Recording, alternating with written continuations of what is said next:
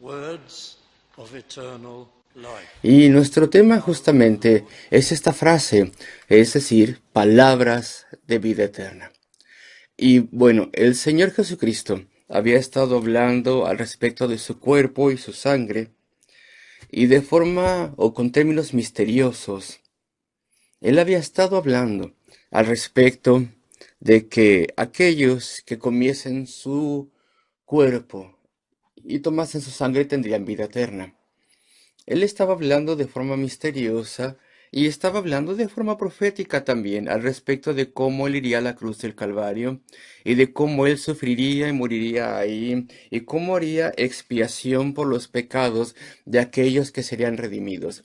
Él sufriría allí y moriría en vez de ellos. Y si ellos, por así decirlo, comían, es decir, si creían, que su cuerpo quebrantado y su sangre derramada, su muerte y sufrimiento en la cruz del Calvario era la única forma de ser salvos, y confiaban en Él y creían en Él, y se rendían a Él, pues entonces vivirían de forma eterna. Y entonces Él usa estos términos misteriosos para poder predecir y profetizar su muerte redentora. Y bien puede ser que algunos de los que le escuchaban entendieron. Los que le escuchaban en su mayoría eran sus discípulos de Galilea. Este es el final de lo que se llama, de lo que se conoce como el gran ministerio de Galilea. Y algunos de ellos, y bueno, todos ellos habían aprendido cosas del Antiguo Testamento, todos ellos conocían las profecías del Mesías. Y bien puede ser que entre ellos y en su mayoría resultó que eran incrédulos, pero bien puede ser que entre ellos había personas que entendían estas palabras misteriosas.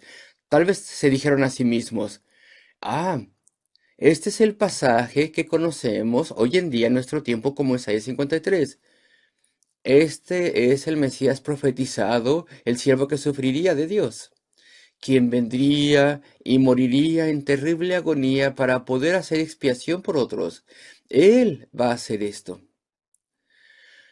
Y bien puede ser que algunos de ellos, creyendo el mensaje de la simbología del Antiguo Testamento, de esa adoración del Antiguo Testamento, creyendo y entendiendo lo que eran los sacrificios, los símbolos de perdón en el Antiguo Testamento, lo que eso significaba, que significaba o que señalaba un gran sacrificio que vendría, no un sacrificio animal, sino un sacrificio de Dios hombre, Jesucristo, quien podría cancelar el pecado y sufrir en nuestro lugar.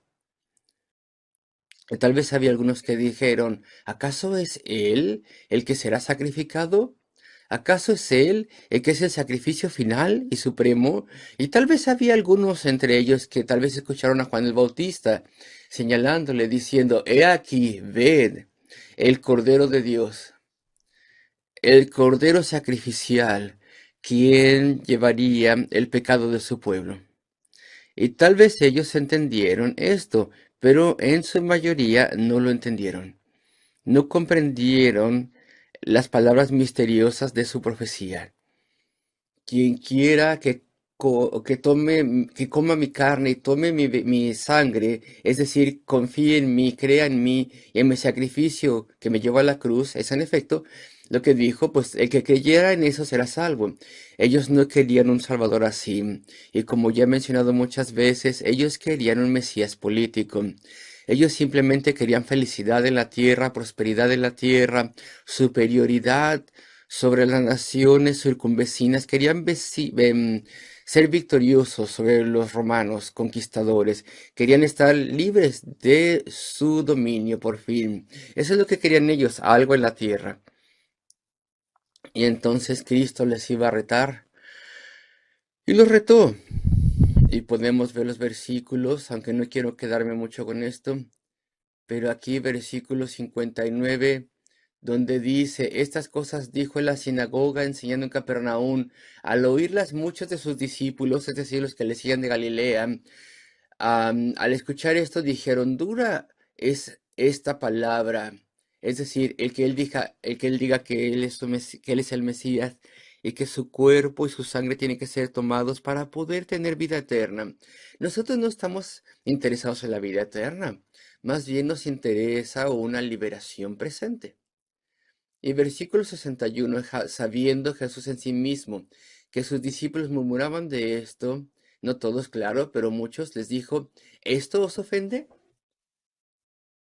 Hay una palabra en el griego que significa, esto os escandaliza, de forma literal significa, esto os atrapa, les es una trampa, les hace tropezar, el que yo me presente como el Mesías, el que yo diga que soy el Mesías, y que yo diga que sufriré y moriré, y que se tiene que confiar en mí para poder tener vida eterna, esto os hace tropezar, porque vosotros simplemente querían algo terrenal. Y después dice cosas interesantes, pero esto es de pasadita, versículo 62. Pues que si vieres al Hijo del Hombre subir a donde estaba primero. Esa es una pista de que después de su crucifixión y su resurrección y su ascensión, muchos de entre ellos creerían, pero en absoluto iban a ser todos, solamente una minoría. Pero cuando vieron lo que pasó y cuando vieron su sacrificio y la prueba suprema de su divinidad, de su resurrección y ascensión, entonces comprenderían el significado, la necesidad espiritual, la necesidad eterna. Él dice entonces, el espíritu es el que da vida. Versículo 63, la carne para nada aprovecha. Versículo 64, pero hay algunos de vosotros que no creen, porque Jesús sabía desde el principio quiénes eran los que no creían y quién le había de entregar. Pero quiero ir al versículo que es el 66. Desde entonces, muchos de sus discípulos volvieron atrás y ya no andaban con él. Dijo entonces Jesús a los 12, ¿queréis acaso iros también vosotros? Él sabía que no lo harían. No es una pregunta que se haga porque Cristo Jesús el Señor necesita saber la respuesta. Él simplemente está evocando su profesión de fe. Está alentándoles a decir en dónde están parados. Y le dijo el Señor Jesús a los 12, ¿queréis acaso oíros también vosotros? Y en el griego es evidente que la pregunta se hace de tal forma que la única respuesta que se requiere es no, no nos iremos. Versículo 68. Le respondió Simón Pedro, Señor, ¿a quién iremos? Tú tienes palabras de vida eterna. Ese es nuestro texto del día de hoy. Y solamente tú tienes estas palabras. Tú tienes palabras de vida eterna y solamente tú. ¿A quién más podríamos ir buscando palabras de vida eterna? Y ese es nuestro tema, las palabras de vida eterna. El primer encabezado, voy a ser muy breve. Aquí tenemos un término que es muy amplio, la vida eterna. Y estoy seguro que tú lo sabes, incluso hasta sin meditarlo. Verdaderamente sí lo entiendes. Si alguien que vende, por ejemplo, imagínate que te está intentando vender a alguien un coche, un vendedor, un coche de segunda mano, ¿de acuerdo? No tienes mucho dinero en este momento y el vendedor te muestra el coche. Pues no te impresiona para nada el coche. En lo que respecta al dinero que tienes que pagar, tiene muchas abolladuras. La verdad es que se ve mal el coche. Y la verdad es que ya tú no quieres algo perfecto, pero tampoco algo tan malo. No es un coche que te impacte, no. Es un coche que está medio feucho, de verdad. Bueno, te subes, lo manejas, lo pruebas y la verdad es que hace ruido el coche. Ese modelo es un coche ruidoso y la verdad es que tú lo necesitas para conducir bastante distancia. Y entonces ahora menos te gusta el coche y te das cuenta que cada que cae en un bache suena. La suspensión, la verdad es que no está muy bien. Es un coche que no es muy cómodo. Y después sabes que ese modelo gasta mucha gasolina. No es un coche económico. Y entonces, ¿qué es lo que este vendedor te querrá decir al respecto? ¿Cuál es su punto para vender el coche? Y te dice, te va a gustar esto, porque a pesar del precio que tiene, te va a durar para siempre el coche. Este coche es confiable, te va a durar para siempre. Y como que te echas para atrás. Y dices, yo no quiero un coche que me dure para siempre, si es ese coche tan feo. Y si es ese coche que tiene una mala suspensión y es ruidoso y gasta mucha gasolina, mucho combustible, pues la vida eterna no te es nada si no entiendes la naturaleza de la vida eterna. La vida eterna es gloriosa. El problema con nosotros antes de ser salvos es que aunque lo creas o no, nosotros tal vez quisiéramos esa vida eterna si fuera casi como es ahora, tal vez. Y si pudiéramos ir ahí con todo nuestro pecado y todos nuestros gustos corruptos y corrompidos y nuestro entretenimiento, y si pudiésemos mantener lo que tenemos, y si no pudiéramos llevar eso, pues no nos interesa. Y antes de ser salvos, alguien tal vez nos diga, pero la vida eterna es al respecto de la pureza, y al respecto de la gloria de Dios, y al respecto de maravillarnos ante Dios. Bueno, antes de la conversión eso no nos interesa en absoluto. Y tienes que entender que el término vida eterna es un término amplio, global, integral, exhaustivo. Es un término exhaustivo, un término integral. En los días antiguos se le llamaba un término sinóptico, pero ya no mucha gente sabe qué significa eso. O también se le puede llamar un término metanímico. Es un término que representa un grupo de cosas, un conjunto de cosas. Por ejemplo, si un primer ministro quiere hacer un enunciado gubernamental, él o ella anuncia lo que sea y los periódicos lo reportan así. El número 10 de Downing Street dijo lo siguiente. Y bueno, el número 10 no puede hablar, es una residencia. El número 10 es algo impersonal. Ahí en Downing Street, en esa calle. Es un término que representa la maquinaria del gobierno. El portavoz del primer ministro. Y todo el mundo entiende lo que se está diciendo. Todo el mundo lo entiende aquí en el Reino Unido. Es literal, sí el enunciado viene del número 10 de Downing Street, pero representa toda la maquinaria de administración del país, de Inglaterra, del Reino Unido. Así que así es lo que pasa con la vida eterna. La vida eterna representa muchas cosas. Es como un término metanímico, incluye muchas cosas, representa algo. Por ejemplo, podríamos ver algunos de estos versículos en el capítulo. Mm, Aquí, donde hay algo eterno implícito, hay algo más que se menciona al mismo tiempo. Versículo 35, donde dice, Jesús les dijo, yo soy el pan de vida, el que a mí viene nunca tendrá hambre, y el que en mí cree no tendrá sed jamás. Eso es maravilloso. Tendrás provisión para tu alma, y entendimiento y conocimiento, y gozo y comunión con Dios. Nunca te faltará la gloria y provisión y el alimento espiritual. Pues resulta que esto es algo eterno, y eso es maravilloso.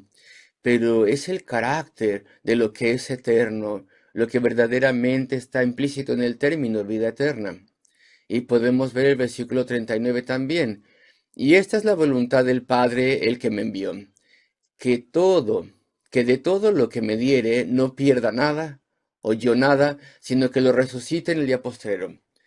Y bueno, el pasaje continúa y dice, vida eterna. Pero le es dado a Cristo. El Padre se lo dio para que fuera su propiedad y su persona para siempre, para que fuera levantado en un cuerpo resucitado con él de forma eterna. Esa es la parte gloriosa, el hecho de que es eterno. Y eso es maravilloso, pero aquí lo que es eterno es lo que cuenta, o lo que cuenta es que es eterno más bien. Y lo mismo en el versículo 40, y esta es la voluntad del que me ha enviado, que todo aquel que ve al Hijo y cree en él tenga vida eterna, y yo le resucitaré en el día postrero. Tendrá un cuerpo resucitado y verás a Cristo. Y entonces tendrás confianza eterna, firme, compromiso eterno de forma eterna con Dios. Ese es el asunto aquí, versículo 44 dice lo mismo. Ninguno puede venir a mí si el Padre que me envió no le trajere, y yo le resucitaré en el día postrero. De forma eterna, para siempre resucitará. Pero soy traído por el Padre. Y leímos en la segunda porción bíblica de Primera los Corintios 15, y se ve muy fuerte aquí, donde dice que la vida eterna nunca se menciona o nunca está allí sin algo más que sea descrito. como el asunto principal. Entonces, unos cuantos versículos. Primero, los Corintios 15, por ejemplo, versículo 42. Así también en la resurrección de los muertos. Se siembra en corrupción, resucitará en incorrupción. Incapaz de morir una vez más, de que se deteriore una vez más, de que se fatigue, de que decaiga ese cuerpo. Un cuerpo glorioso, sin corrupción, una forma gloriosa, no hay ninguna corrupción en ninguna parte, ya no morirán las células en ninguna parte, en ninguna persona, en ninguna planta, ningún animal o cualquier cosa que haya ahí, ya no habrá células que mueren. Será por completo algo glorioso y diferente a una biología glorificada. Eso es lo que caracteriza el futuro eterno. Y versículo 43, se siembra en deshonra, resucitará en gloria.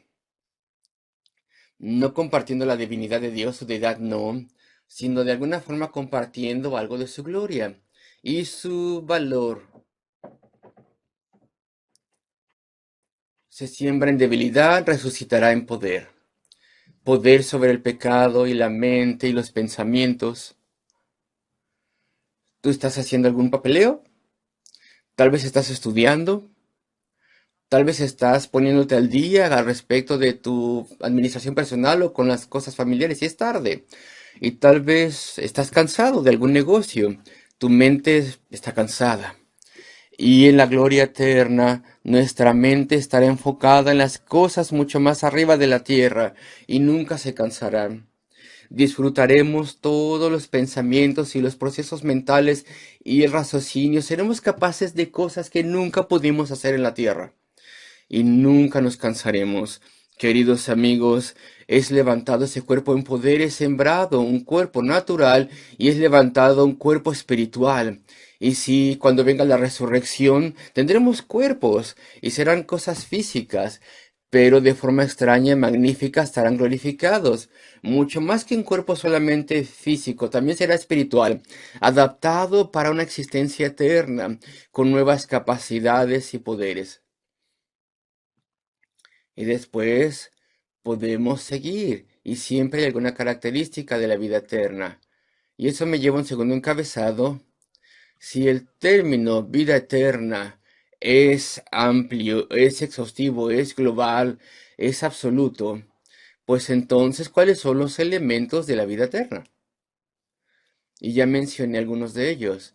Me voy a enfocar en lo espiritual, en los aspectos espirituales de la vida eterna. Por ejemplo, comunión con Dios, queridos amigos. Comunión con Dios. Dios para nosotros en la tierra es invisible. Es todopoderoso, pero es invisible. El Dios eterno, el ser espiritual infinito que es nuestro Dios, pero la gloria eterna. Le veremos a nuestro Salvador, quien ha adoptado un cuerpo humano de forma glorificada ahora. Y veremos a nuestro Dios, y Él será el Dios visible para nosotros de forma eterna. Y nosotros veremos en cierta forma, en cierto sentido, pero no por completo, veremos a toda la deidad. Tendremos capacidad para percibir de alguna forma sorprendente, incluso algo de nuestro Dios invisible, omnipotente en lo alto, Padre, Hijo y Espíritu Santo. Y esto para nosotros será algo maravilloso. Esto será algo mucho más maravilloso y sorprendente que cualquier cosa en la tierra.